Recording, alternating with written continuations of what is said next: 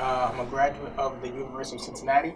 I'm class of 2016 with a Bachelor of Arts in Political Science and minors in Sociology and Africana Studies. And I know when politics is such a very it's very broad and it is very let's see it's a lot of different areas in politics. So I know people always commented that I was a pretty good speaker and I represent people pretty well. So I mean, I always try to position myself to in any way or form get into a field that I am best serving my people. And I thought politics, which is it's a deep field, it's one of those areas I can use to implement that. So So you kind of so how did it work? Like, did you meet it at an intersection? Did it does it fit you, or is it something that you stumbled upon? It was something that I was gradually working towards. Because I just use I just go for what I know, and I know I was a pretty decent speaker, probably not the best, but decent speaker. And just really I knew a little bit about civics and knew stuff about government that kind of interests me.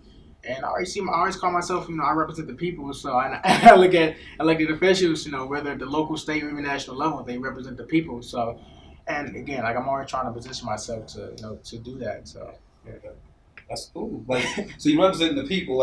How do you want to represent the people, and why do you feel like you should represent? I'm really just reaching back and uplifting, especially the youth. Us millennials, and they're in our generation too, the youth. It's just really just at a time where we really should be called to serve. And that's actually a principle I stumbled across when I went to LaSalle, a private school for my last 2 years, was called to serve. And it kind of hit me after I graduated, like the meaning of called to serve. And ever since then, because when I was there, I got my first opportunity to work in the school. And I worked at, volunteered at the school, Pleasant Hill. And I really liked it. When the youth see you come in and you're engaging with them and talking with them, they kind of look at you as that big brother, be a big brother or big sister role. So I really just, I just kind of took it off of that, went off of that, and just continue doing this work to today, just giving back in any way I can. So That's what's up, man.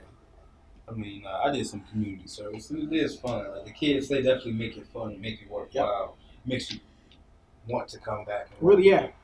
And I know that you held an office. Is that correct? Well, not you didn't hold like a public Oh, office, okay. but you worked in the office. Yeah. Okay, Sorry. so after graduation, actually, for about 8.5 months, I was a legislative fellow up in the House of Representatives Democratic Caucus. So that was I was up at the state level. So pretty much what I was doing was really just assisting the reps, either as attending committee meetings, holding meetings for them, and I learned a lot about the state process. And really that just enhanced, the work that I'm doing at the grassroots level to really make sure that these youth have what they need. So when they step out into the career fields or after high school graduation, they can have an idea of what type of area they want to get into. So when I went out there, I was exposed to a lot, and I just come back and really try to, advocate for youth to do whatever it is they want to do, positive, just remain optimistic about it. So That's what's up, man. How was? I mean, it was a very competitive fellowship, and I was like, yeah, here it is. Like I'm in back of my mind, I'm already representing for my folks. So I just took it on the chin. Like, yeah, I'm gonna do this thing, and I don't want to look at it as I made it, because I mean, there's so many people hold me accountable every single day, and I'm just so gracious for that. I use it as a stepping stone. And whatever area, whatever I'm doing, like my dad always told me, be the best at it. And I just used the opportunity, and I learned a lot. That was really most rewarding part of my that fellowship I did. I learned a lot about the state process, and really it kind of sparked maybe I may run for a statewide office or representative or a city position. You never know, but I say the most rewarding part was really learning about how that process works and just really informing my folks about how important it is to vote at the state and even local levels. Because those are direct democracies, so we need to stay engaged in some of the policy that's going on, whether that's in healthcare, education, and youth services, what have you. So that's very important. So I'm poli-sci major. So at its core, at the local and state government levels, those are direct democracies, meaning that you directly elect those elected officials in the office, and as well as you vote on those policies and regulations that influence your everyday decisions. So it's always critical and very important.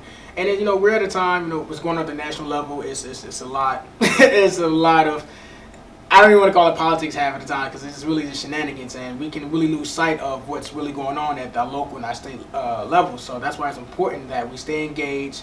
It's a lot that's going on, again, in the schools and healthcare and so forth, but it's very important that we educate ourselves and be able to teach our youth as well to stay engaged and learn about politics. Without a doubt. Me and my brother Abdeen Lewis, we kind of branded ourselves as the Dale Brothers. So we're focused on just really, right now, the first phase of it is really just creating enrichment programs for the youth. So recently we had a 3-week science program over here in Rockdale Academy, and honestly, that was very rewarding to me. Actually, I say that was really more rewarding than that fellowship I did, because the look on those kids' faces and those students' faces when they come in every day and we address them as Dr. So-and-so.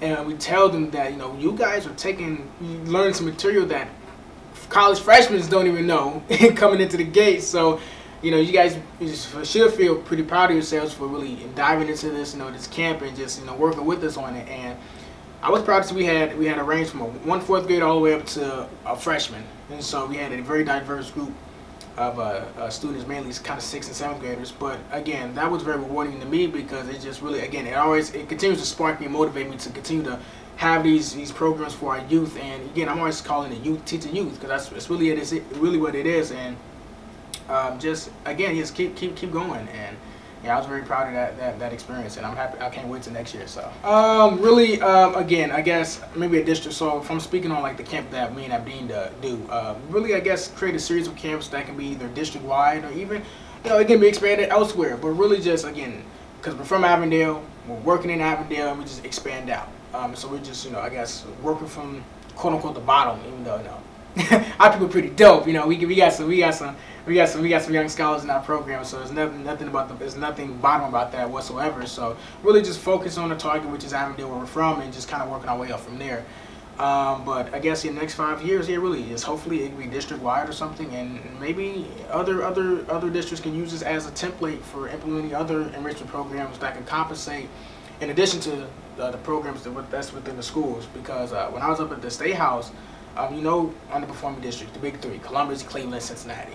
So it's critical that even though I didn't necessarily graduate from CPS, because I went to LaSalle, I grew up at CPS. I attended Hughes, I went to College Hill, I went to Hughes for a couple of years. So it's always been very important to me to always bring that unique perspectives on, okay, so we grew up in the school system, I was, in this urban core, how can we bring these resources to our youth? And I think a lot of youth do get it. They say, wow, okay, so you guys went to, and you guys are inner city kids just like us. So, and if they think we made it, the sky's the limits for them. So I just really hopefully, again, like I said, put myself in a position where I can always just spark our youth to do some great things. So always think long term. And again, I guess I use an example of how me and I be doing this camp. We only been around, we're branding ourselves as for a year. And honestly, we didn't really do too much. But I mean, we did this camp. And we have a group we work with within Withrow called CPS Speaks. So that actually, I can touch on that for a hot second. It helps students kind of cultivate, kind of have a voice within their school to speak about certain issues like suicide. Teen suicide is a big one. And actually a lot of those students know someone, even close friends, that go through that type of that issue. And we're just working with them to kind of help them have a voice, kind of express their feelings and opinions about it, and we'll see where that goes. But the importance of really just having our people really, get into the act of focus on long term. I mean, I think, really, I think it's motivating in the sense that, I really try to, again, go back to what I'm doing and other people are doing, is really putting ourselves in a position where we can be empowering in a sense, and really, I guess it's a sense of altruism, meaning the help of helping others in the sense that, I don't do it for I just pay it forward. I don't do it for nothing in return, anything like that. So I guess it's really just a mindset type of thing, and it's really about, educating our folks on why it's important, especially us, African Americans, to really continue to work with our youth, because they are next up, and continue to work with each other to solve some of these social issues, political issues that we're facing. And really, it's that mindset. I think it's probably the best way to start, is really just educating and engaging with one another. So probably that, yeah. That's what's up. That I didn't get here by myself, and I always keep that in the back of my head that it really takes a village, and I still have that village and that village is continue to grow on a daily basis.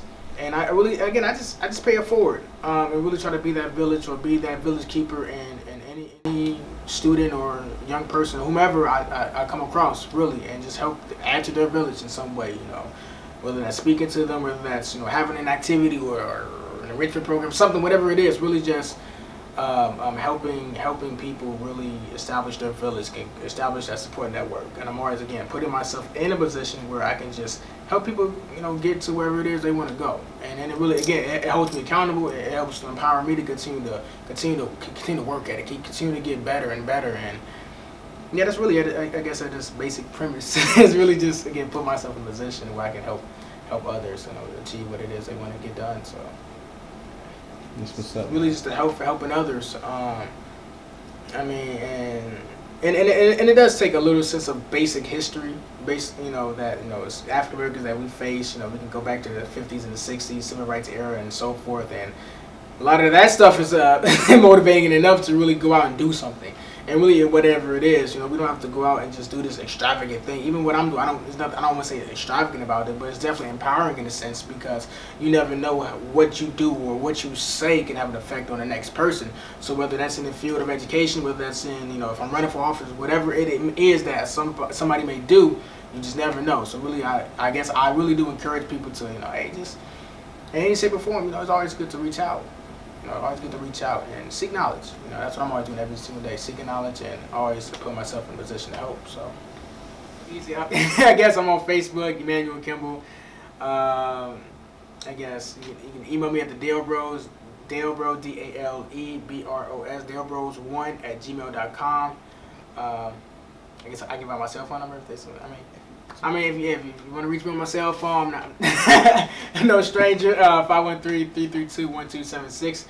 And again, I'm just really here to help, really just be a resource of anybody. As we continue to move and as a collective, as we continue to move, I think it's best really if we continue to reach out to one another, learn as much as we can, and really do something, regardless of what within reason what it is. I think most people that I encounter are really trying to give back and really trying to make a difference in the community. And I just really try to be a supporting mechanism, support system to really help whomever is really trying to do, what's good for the community. So, again, that's my contact info and yeah.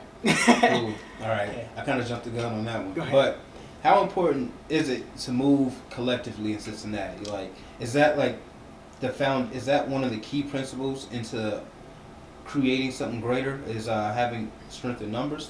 What's your opinion on that idea? Okay, so I do agree there is strength in numbers, but there's also strength in ideas, and there's strength in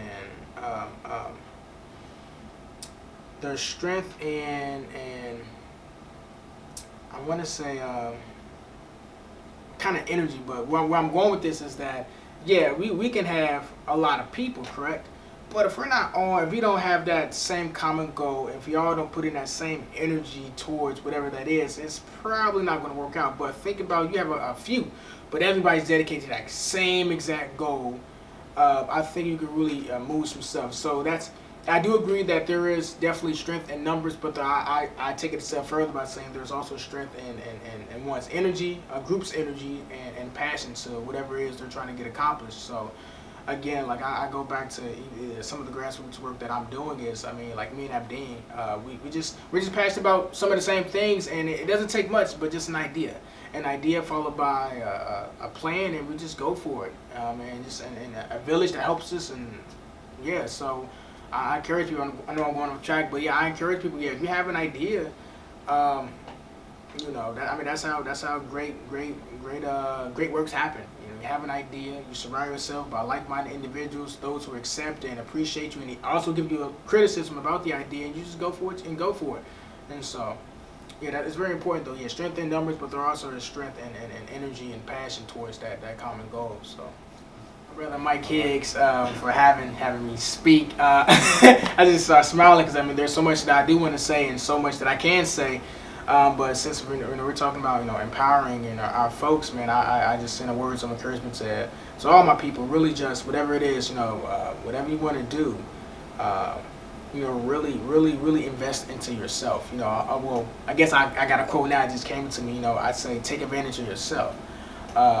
Really just put God first, but also put yourself. You should be next up as far as really putting in that time to to your craft or whatever it is you do. because it is important. I mean, it's just the times that we live in, and those stereotypes that are associated with our people, and we throw all that away by just saying, we're going to make sure we're investing in ourselves, investing in our people, our community, and really we're just going to, I think, once we continue, again, that mindset, starts to change, and again, that's very difficult to to combat. But however, it can be done. Nothing's an impossible, but something can be done, and I think all it takes is an idea. It takes an idea. It takes like-minded individuals, creative minds, and go for it and have fun with it. I guess I go with me and I had a lot of fun at this camp. A lot of fun, I would say, that I did have at the State House, because when I'm working with the youth and I see the looks on their face when I come in and I greet them by Dr. So and so, and we're doing experiments, we're taking field trips, and these kids are excited. And again, that was only for 3 weeks, so just imagine what we can do within the school year. Really just whether or not challenge folks, for whatever elementary or junior high school you graduated, go back and in some way or form, either that's working with an after-school program, speaking to a class, because you got to think, your presence within these schools, at least nowadays, is very vital. It's very crucial to the development of our youth. So, that's another challenge to my folks, and yeah, I'm just keep it at that before I get going on a tangent and keep talking. But I thank you for having me. Again, I can be reached at 513-332-1276. Thank you to my brother Mike for having me on, and I look forward to continue to build and continue to help others in any way, shape, or form. I'm out. Thank you, man. Thanks, man. Appreciate it.